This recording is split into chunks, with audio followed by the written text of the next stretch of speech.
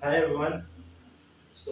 Welcome to ज्ञान Ganga coaching centre. यहाँ पे हम लोग अभी क्या सीखने वाले हैं आज। जनरली आज हम ये सीखेंगे कि जिस चैप्टर के बारे में वो है एक्सपोनेंट। क्योंकि हमारे कोचिंग में कुछ ऐसे बच्चे हैं, मैं ये नहीं कहूँगा जो एक्स्ट्रा ऑर्डिनरी हैं, पर हैं, या कुछ बच्चे एवरेज भी हैं और कुछ बच्चे ऐसे हैं जिन्हें बार बार समझाने की जरूरत पड़ती है तब उन्हें समझ में आता है। तो मैंने ये गौर किया कि एक्सपोनेंट में वो बार बार आकर फंस रहे हैं। मतलब ये चैप्टर में ये नहीं कह रहा हूँ कि एकदम आसान है, पर उसमें हल्का भी क्वेश्चन जो घुमावदार हो जाता है। घुमावदार कहने का मतलब जिसमें थिंकिंग की जरूरत पड़ रही है वहाँ पे थोड़ी सी, तो कुछ एक्स्ट्रा अलग अलग से अगर सोचने की जरूरत पड़ रही है वहाँ पे वो लोग थोड़ा फंस जा रहे हैं कि हाँ अब यहाँ पे कैसे किया। सो चलिए वो आज हम बताते हैं। मुझे उन्हें देखकर ऐसा लगा कि हमारे पास कुछ बच्चे हैं जिन्हें ये दिक्कत हो रही है, तो ऑल ओवर इंडिया में भी बहुत सारे ऐसे बच्चे होंगे जिन्हें कुछ ज़्यादा दिक्कत हो रही हो, उन्हें भी दिक्कत हो रही हो। हम क्या पढ़ने वाले हैं आज?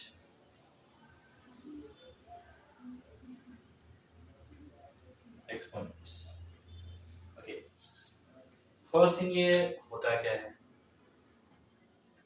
फर्स्ट थिंग ये होता है ये जनरली कि हम लोग क्या चेक करते हैं कि how many time a number is multiplied by itself is known as exponent।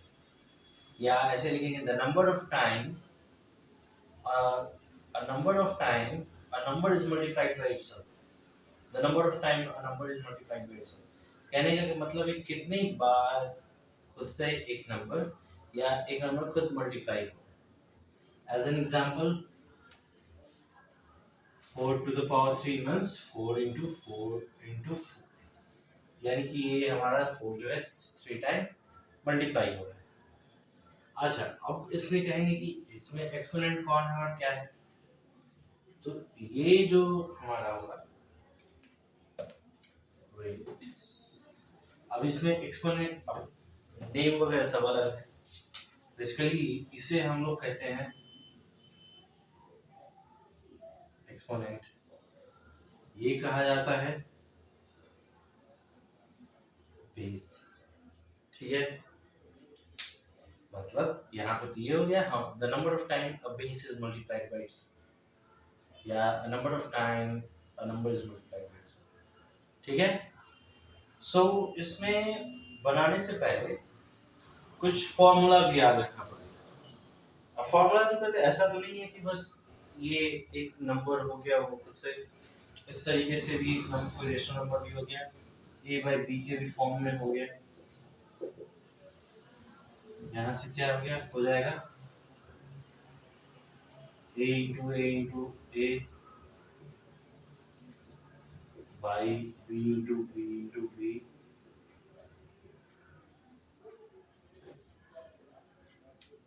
ये हो जाएगा, यानी कि n टाइम वो मल्टीप्लाई हो रहा है।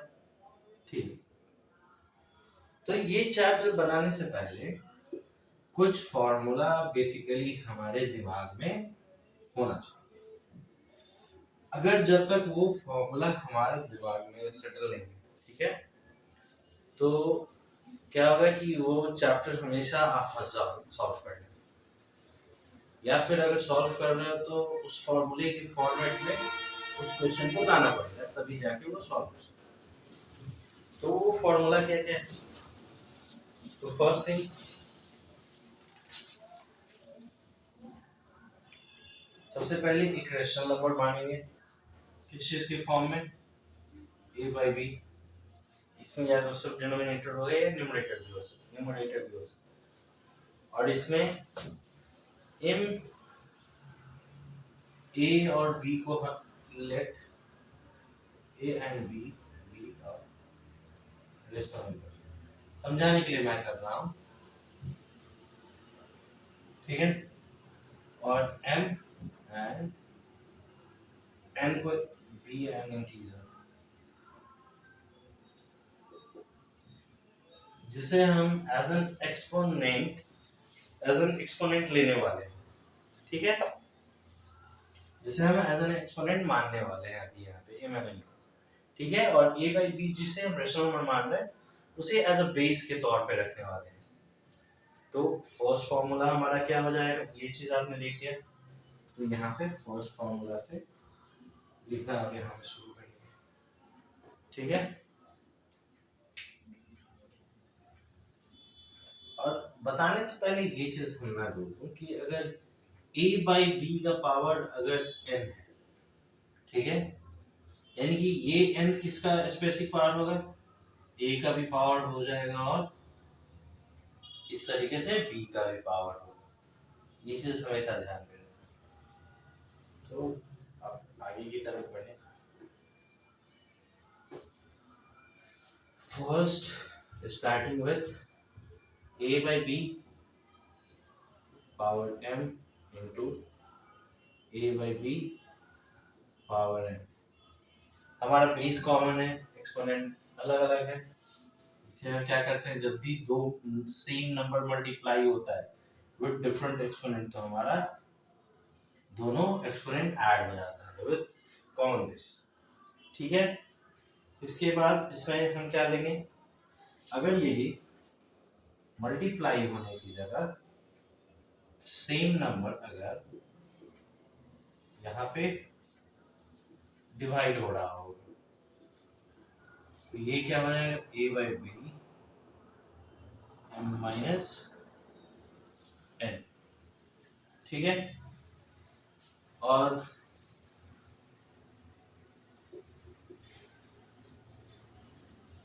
अगर यहाँ से सेम नंबर का पावर डिफरेंट अगर एक्सपोनेंट हो, यहाँ से क्या हो जाएगा, दोनों एक्सपोनेंट यहाँ से एक्सपोनेंट यहाँ पे मल्टीप्लाई हो जाएगा, ठीक है।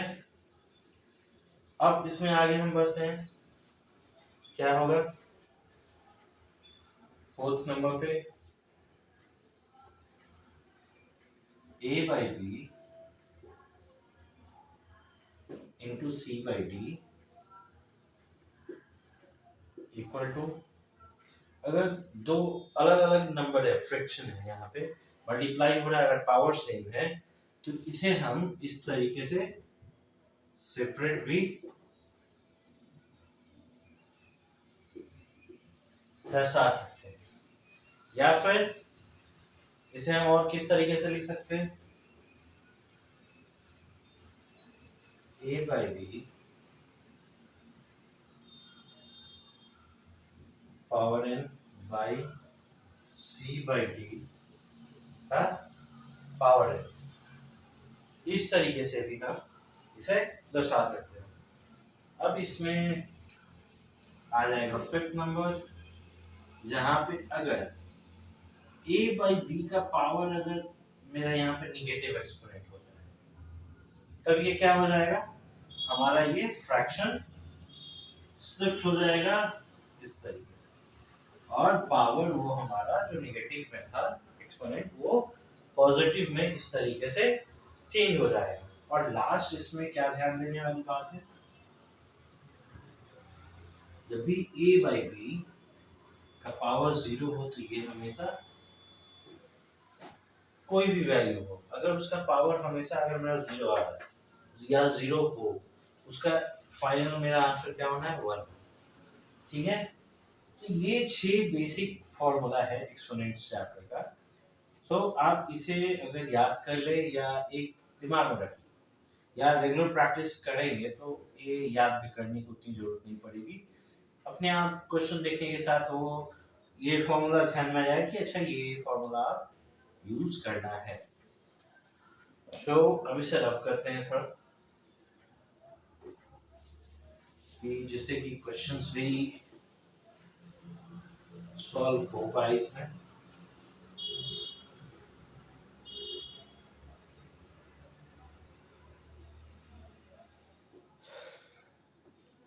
तो हम इवेलुएट करने के लिए सबसे पहले कुछ क्वेश्चंस रखते हैं, यहाँ पे क्वेश्चन एक रखते हैं, इवेलुएट फर्स्ट 5 का power -3 Second, what the question we have, 1/3 power minus 4 c. What is question number c is 5/2 power minus c, exponent minus c. Okay, these three are the questions. या फिर एक और रख लेते हैं, माइनस में भी इस तरीके से नंबर ले लें जिसके पावर हमारा क्या है -5। ठीक, सो अब इसे सॉल्व करने वाले हैं हम यहाँ पे। तो अब देखिए बेसिकली ये क्या है, अब हमने क्या फॉर्मूलाज में लिखा था कि अगर किसी का भी कोई क्वेश्चन देखो तो पावर यहाँ पे या एक्सपोनेंट यहाँ पे हमारा माइनस में नेगेटिव नंबर है और नेगेटिव एक्सपोनेंट्स है, और हमारा ये जो बेस है वो तो दिख ही रहा है आपको।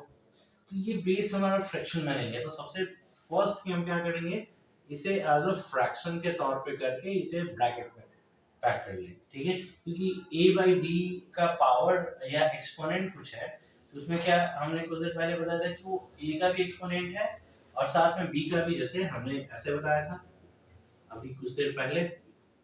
तो यहाँ a का भी एक्सपोनेंट ये है और b का भी ये है, यानी कि यहाँ भी वही चीज होगा। तो अब इसमें अब आगे बढ़ते हैं, तो क्या है, डिनोमिनेटर में कुछ नहीं है यहाँ पे, तो 1 होगा ऑटोमेटिक। तो अब इसे a नंबर में ये क्या हो जाएगा, निगेटिव है, एक्सपोनेंट पॉजिटिव करना होगा इसमें, तो डिनोमिनेटर मेरा न्यूमरेटर में कन्वर्ट होता है और न्यूमरेटर डिनोमिनेटर में, तो 1/5 पावर 3 इक्वल टू यहाँ से ये मेरा क्या हो जाएगा, 5 का पावर 3, ये एक्सपोनेंट 3, 1 का पावर 3 है तो ये 1 ही होगा। अब जैसे 1 का पावर 3 तो 1 into 1 into 1 by 5 into 5 into 5, यानी कि 1/125 हो गया। इस क्वेश्चन में देखें तो अब इसे भी कन्वर्ट करना होगा, तो ये किसमें हो जाएगा, 3/1 पावर में 4, यानी कि यहाँ से मेरा अभी सेम इस तरीके से 3 भी 4 बार मल्टीप्लाई होगा। ठीक है, तो इसका आंसर डायरेक्टली क्या होता है 81, और 1 कितनी बार भी मल्टीप्लाई तो 1 ही आएगा, यानी कि हमारा टोटल आंसर 81। अब इसमें आओ, फिर इसका एक्सपोनेंट नेगेटिव में है, इसको वापस हम कन्वर्ट करेंगे, क्या होगा 2/5 पावर 3, यानी कि अब पावर 3 पॉजिटिव में हो गया तो ये क्या होगा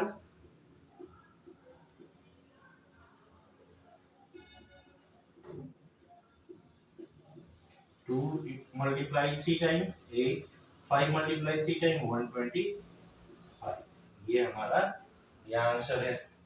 अब इस क्वेश्चन में देखो वापस ये सबसे पहले फ्रैक्शन के फॉर्म में हम इसे लिखेंगे। अब देखिए a/b पॉजिटिव है या नेगेटिव है ये तो नहीं लिखा था, बस जीरो नहीं होना चाहिए, a और b जीरो के इक्वल नहीं होना चाहिए, बस इतना ध्यान रखें। तो ये तो नहीं लिखा था कि पॉजिटिव में होगा या नेगेटिव में, था ये क्वेश्चन में, मतलब फॉर्मूलेज में तो पॉजिटिव नेगेटिव की बात नहीं थी। तो उससे यहाँ इसमें नेगेटिव रहने से मेरा कोई दिक्कत नहीं है, यहाँ पे हमको बस चेक करना है एक्सपोनेंट में, बेस में उतना ध्यान नहीं है, एक्सपोनेंट में नेगेटिव में है, यानी कि यहाँ से चेंज होने वाला ही है, तो क्या हो जाएगा 1/, इस तरीके से ये होगा -1/5। अब ये करो, ये 5 टाइम है, -1 into -1 into इस तरीके से 5 टाइम होगा, तो ये हमारा 1 नेगेटिव में ही आंसर आना है, क्योंकि यहाँ पे ऑड नंबर है, तो 4 बार मल्टीप्लाई होने के बाद पॉजिटिव में बदलेगा, लेकिन 5वां नंबर वापस नेगेटिव में है, तो यहाँ पे नेगेटिव में ही आंसर आना है। 2 को 5 टाइम मल्टीप्लाई करोगे तो हमारा कितना आना है 32, ये हमारा इस तरीके से जब पावर माइनस में हो। इसके अलावा कुछ और क्वेश्चंस में हम करेंगे आगे सॉल्व, जिससे कि मुझे इतना भरोसा है कि आपका लगभग ये कुछ चैप्टर जो है 2 से 3 दिन में, 2 से 3 वीडियोस में आपका क्लियर हो जाएगा। अगर आप में से कोई भी इस एक्सपोनेंट के अगर पूरे वीडियोस को देखेंगे, तो अगर आप क्लास 8 में हैं या 7 में, जिस क्लास में भी इस चैप्टर को पढ़ रहे हैं, तो आपका क्लियर हो जाएगा ये चीज। सबसे पहले यहाँ से 2/3 पावर 3 2/3 इंटू पावर 2, ये क्वेश्चन। ठीक, अब ये क्वेश्चन कैसे सॉल्व होना है? तो एक फॉर्मूला था a/b exponent m into a/b exponent n। वहां पे क्या हो रहा था, दोनों बेस सेम था, तो बेस कॉमन ले रहे थे और एक्सपोनेंट को क्या कर रहे थे, ऐड कर रहे थे। सेम यहाँ पे वही चीज करेंगे हम।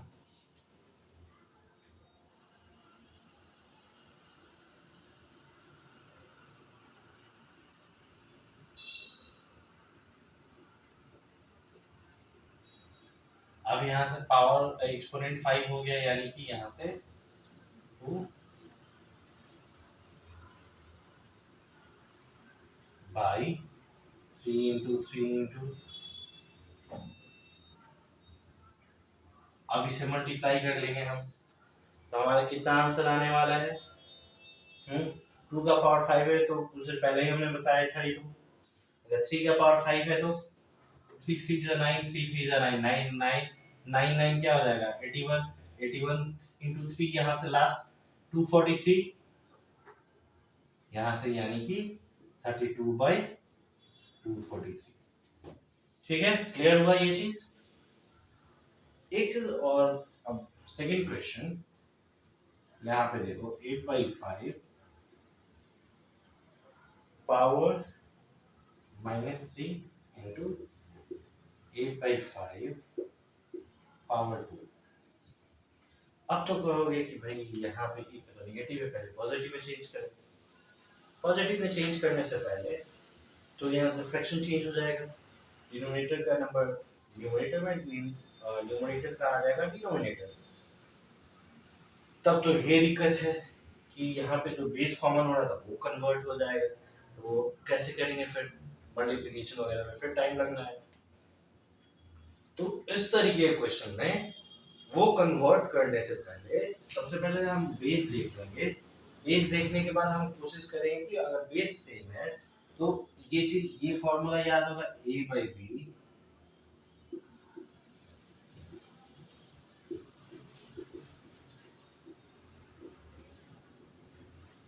ये चीज सेम इसी फॉर्मूला पे इसके पुट कर देंगे। पुट करने के बाद मेरा ऑटोमेटिक आसान हो जाएगा। कैसे होगा ये क्वेश्चन है भाई, ये तो है कि कैसे होगा। देखिए ये दोनों बेस सेम है, कॉमन आ गया, एक्सपोनेंट यहाँ पे एक माइनस में एक प्लस में, तो ये इस तरीके से हो जाएगा। ये क्या हो जाएगा हमारा, दोनों को ऐड होने के बाद -1 आएगा यहाँ से, ये चीज होगा। अब देखो ये पावर, अब यहाँ से लास्टली क्या है, नेगेटिव में, अब इसे चेंज कर दो, 5/8 का पावर 1, यानी कि 1 टाइम मल्टीप्लाई तो होगा नहीं, एटलीस्ट 2 टाइम होना चाहिए था, 5 इंटू 5 होता, यानी कि आंसर मेरा हो जाएगा 5/8। गुना वगैरह करने का झंझट ही नहीं रहा। तो देखिए मैं शुरुआत में बोल रहा था कि एक होते हैं कुछ एक्स्ट्राऑर्डिनरी स्टूडेंट जो मैथ्स को जल्दी कैच कर लेते हैं, एक होते हैं एवरेज स्टूडेंट जो हिंट करने के बाद तुरंत कैच कर लेते हैं। कुछ हिंट करिए पकड़ लेते हैं, कुछ क्वेश्चन में भी, कुछ क्वेश्चन में वो लोग फंस जाते हैं पर हिंट करने में पकड़ लेते हैं। कुछ क्वेश्चन होते हैं कि बिलो एवरेज, एवरेज से कुछ नीचे हो जाते हैं, जहाँ पे उन्हें बता के ही समझाना होता है, तब नेक्स्ट क्वेश्चन दीजिए तो वो सॉल्व कर लेते हैं। ये नहीं कह रहा कि वो एकदम बेवकूफ है, पर हाँ उन्हें थोड़ा ज़्यादा टाइम लगता है। मान लीजिए एवरेज स्टूडेंट को 5 मिनट लग रहा है, तो जो बिलो एवरेज है उन्हें 5 की जगह 10 मिनट 15 मिनट ऐसा टाइम लगता है। ठीक है, तो उससे कोई दिक्कत नहीं है। आप थोड़ा सा दिमाग यूज कर ले वहाँ पे, या थोड़ा सा जोड़ लगाए, अच्छा भाई ये ऐसे है तो ऐसे है, ऐसे है तो ऐसे है। और मैथ्स में हमेशा जब भी आप चैप्टर समझे तो एग्जाम्पल बनाने के साथ शुरू करें। क्या होगा कि एग्जाम्पल बनाने के साथ अगर क्वेश्चन देखने मन नहीं बन रहा है तो एग्जाम्पल देखें, समझने की कोशिश किए, वहां से चैप्टर का मैक्सिमम क्वेश्चन तो वहां पे होता है उससे रिलेटेड, तो आपका ऐसे ही मैथ बन जाएगा। तो चिंता की कोई बात नहीं है, मेहनत करें, सब आसान है। अब इसमें कुछ और क्वेश्चन है हमारे पास, जैसे अभी हम देखते हैं।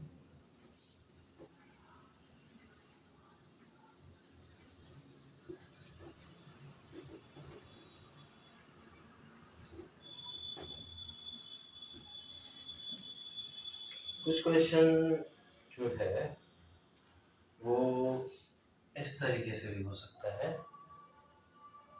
3/8 पावर -2 गुने 4/5 पावर माइनस। अब यहाँ पे बेस सेम नहीं है, ठीक है, तब यहाँ पे क्या होगा, तब यहाँ पे हम लोग जनरली जो नॉर्मल जो हमारा एक्सपोनेंट है उतने टाइम उसे मल्टीप्लाई करेंगे। अच्छा, एक्सपोनेंट में भी क्या देखेंगे कि वो पॉजिटिव में है या नेगेटिव में है। अब यहाँ तो ये हमारा नेगेटिव में है, तो उसे पॉजिटिव में चेंज करना होगा, तो पॉजिटिव में चेंज करने के लिए क्या करना पड़ेगा, फ्रैक्शन को यहाँ से इस तरीके से फ्लिप करना पड़ेगा। तो फ्लिप करेंगे, ये क्या हो जाएगा 8/3 पावर में 2 गुने, ये क्या हो जाएगा 5/4 पावर 3। अब ये क्या हो जाएगा 8 टू द पावर 2 है, 8 टू द 8 का पावर 2 है। अच्छा, ये करने की जरूरत है, मुझे लगता है ये करने की जरूरत नहीं, इतना तो पता है कि जितनी पावर है उतनी बार एक, सॉरी यहाँ पे ये 3 मेरी नजर इस पे आ गई थी, तो उतनी बार मल्टीप्लाई होता है। तो डायरेक्टली हम इसका आंसर लिख सकते हैं, यहाँ पे 8 का पावर 2 क्या होगा, यहाँ पे 64, 3 का पावर 2 9 मल्टीप्लाइड बाई ये 5 का पावर 3 125, 4 का पावर 3 64, यहाँ से ये 64 खत्म, हमारे पास क्या बचा 125/9, यानी कि डायरेक्टली हम आंसर क्या लिख लेंगे 125/9। तो इस तरीके के चैप्टर्स में एक्सपोनेंट में हर जगह पे आपका बेस कॉमन नहीं हो सकता है, ठीक है, कहीं पे आपको अपना तरीका भी लगाना पड़ेगा इस तरीके से, वहाँ पे एक फॉर्मूला लग जाए, बाकी अपना आप मल्टीप्लिकेशन करके सॉल्व कर दीजिए, ठीक है। और इसमें कुछ और अगर हम सॉल्व करें तो कैसे होगा, जैसे देखिए हमारे पास कुछ और क्वेश्चंस हैं, कुछ और क्वेश्चंस क्या है एक्सपोनेंट में, मतलब भाई रिलेटेड क्वेश्चन है, आज शुरुआत से शुरू कर रहे हैं, फिर क्वेश्चन के भी कुछ क्वेश्चंस पे आएंगे जहाँ से आपको चैप्टर समझने में, याद बनाने में आसानी हो जाए। -1/4 power, I think it's -3, it's -3 गुने -1/4 पावर, एक्सपोनेंट क्या है -2, यहाँ से। अब वापस यहाँ पे हमारा तो पावर ही अलग है, पावर चेंज, पावर नेगेटिव में पॉजिटिव में चेंज करिए, उसके लिए हमारा क्या होगा, ये फ्लिप हो जाएगा, तो इसे हम डायरेक्टली -4 लिख सकते हैं, क्योंकि अगर डिनोमिनेटर में 1 लिखे ना लिखे बात मेरा बराबर हो जाएगा, क्योंकि इसके कैलकुलेशन को उतना फर्क ही नहीं पड़ेगा, इनटू -4 पावर 2, -4 का पावर 3 है, क्या हो जाएगा -4 इंटू -4 भी अगर लिख लें, और इसका पावर 2 ऐसे भी लिख लें, ये क्या हो जाएगा +16 गुने -+4 16 इंटू ये -4, 16 का पावर 256 इंटू -4। अब इसे मल्टीप्लाई कर लो, 6 को 24, 5 को 20, 2 22, 5 4 8 2 10, और ये नेगेटिव। हो गया ये हमारा आंसर। या फिर यहां से डायरेक्टली हम क्या कर सकते थे, इसमें ये चीज ध्यान में रखिएगा, अगर कोई निगेटिव में नंबर हो, मतलब ये भी सही है जो अभी मैंने बताया, पर इसके अलावा क्या कर सकते हैं, अगर ऑड नंबर अगर हो पावर में या एक्सपोनेंट, यहाँ का नंबर निगेटिव में हो तो इसका जो सॉल्यूशन आएगा वो भी निगेटिव में ही आएगा, ये ध्यान रखेंगे। यहाँ से क्या आएगा -64 गुने, अगर जिसका भी इवन नंबर हो, निगेटिव नंबर का पावर इवन नंबर हो, उसका रिजल्ट आ जाएगा पॉजिटिव में। यहाँ से आंसर क्या हो जाएगा -1024। तो दोनों तरीका से आप आराम से कर लीजिए, आपको कोई दिक्कत नहीं होगा।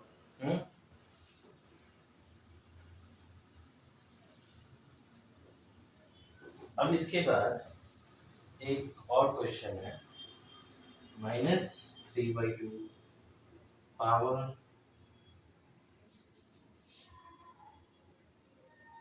यहाँ से पावर -3।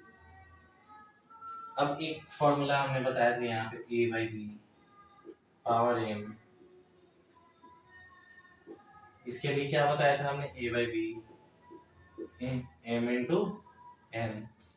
सेम ये फॉर्मूला भी यहाँ बैठ जाएगा। देखिए यहाँ से ओके -3/2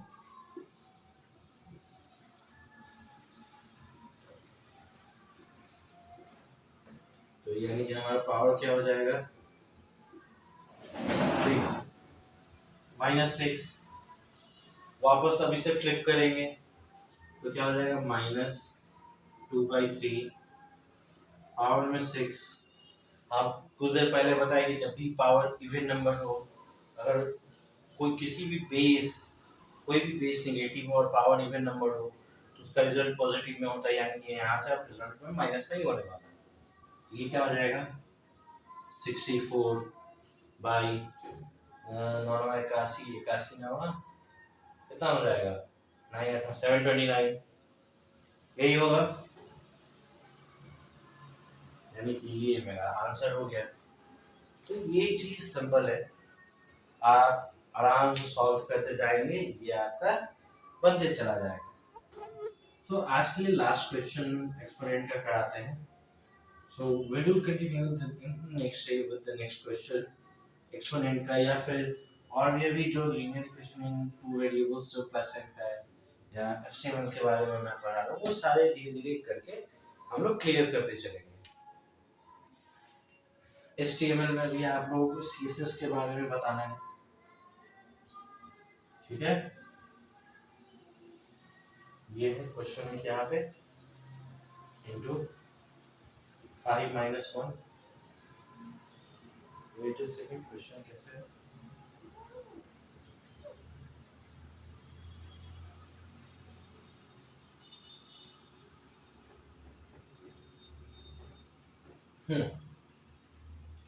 ये चीज है हमारे पास सबसे फर्स्ट। तो ये कैसे हम सॉल्व होगा, तो देखिए अब तो यहाँ से फ्लिप करना पड़ेगा, तो ये क्या हो जाएगा, अभी तक तो इतना ही याद ध्यान में हो गया होगा, ये 1/2 होगा और ये 1/5 -1 इंटू 4, ये क्या हो जाएगा 1/4। अब यहाँ से ये क्या हो जाएगा 1/10,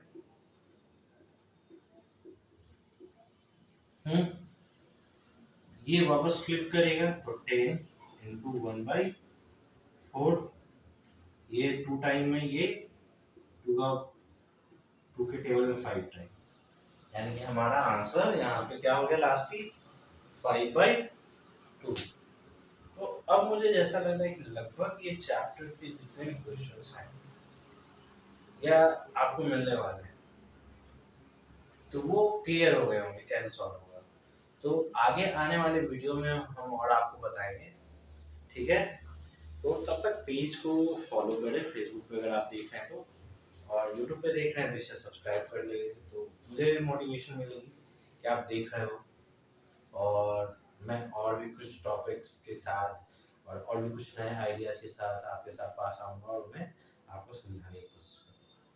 so thanks for the day, and आगे पढ़ते रहिए और बच्चों को पढ़ाते रहिए। धन्यवाद।